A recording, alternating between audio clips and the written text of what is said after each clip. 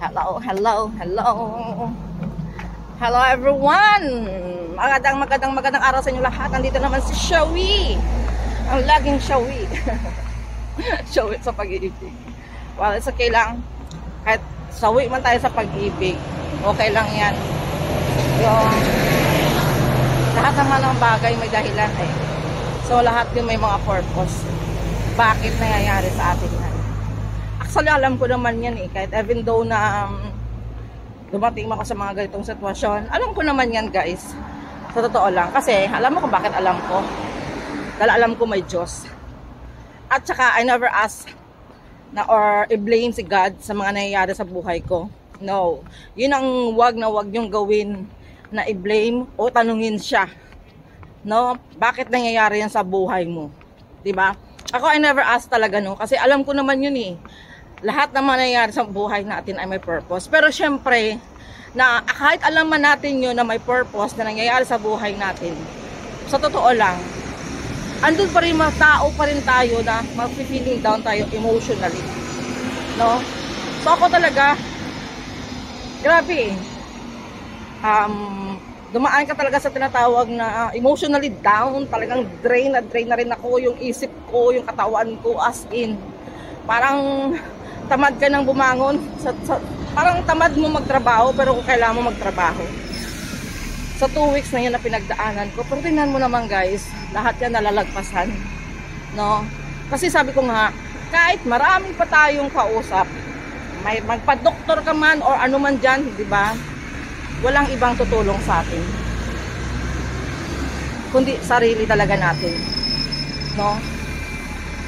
Di ba marami tayong napapanood na mga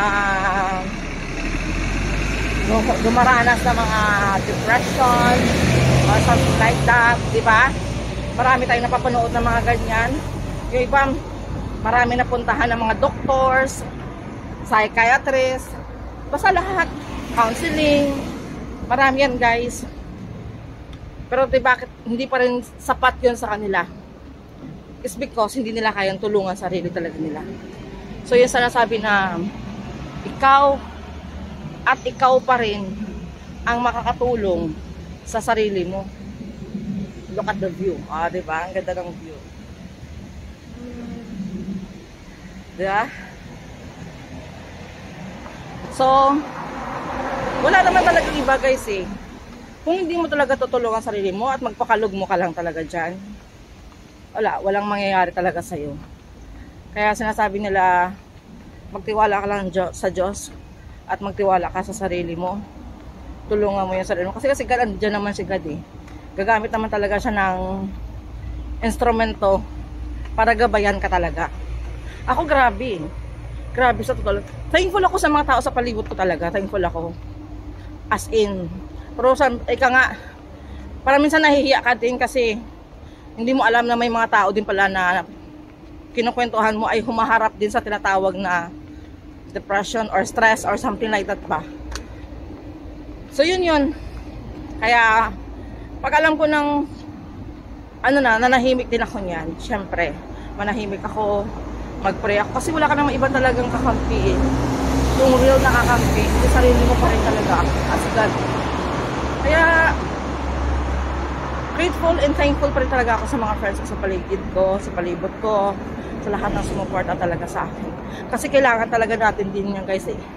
Na may kaibigan tayo na may kaibigan tayo na paulit-ulit man ang kwento mo, yung mga daing mo sa buhay. Pero andyan pa rin ba siya para unawain ka na may ganun. May mga ganun talaga kasing kaibigan na nadamayan ka talaga hanggang dulo. Totoo yan guys. Kaya napakapalad mo pag may makatagpo ka ng ganung kaibigan. Sa totoo lang. Kasi rare yan sa panahon ngayon na kaya kang damayan, kaya kang intindihin. Yung naging tenga lang talaga siya para pakinggan yung mga gusto mong ilabas, na dapat mong ilabas na yung mga nararamdaman mo talaga. Rare yan guys. Kaya you're blessed na makatagpo ka ng ganung kaibigan yun. So, ito tayo ngayon. So, dito lang tayo maglalakad. So, ang ganda ng view guys, oh. Diba? Ang ganda ng view. So dito tayo pupunta. Kaya napaka peaceful talaga guys, oh. Dito. Nililisan nila.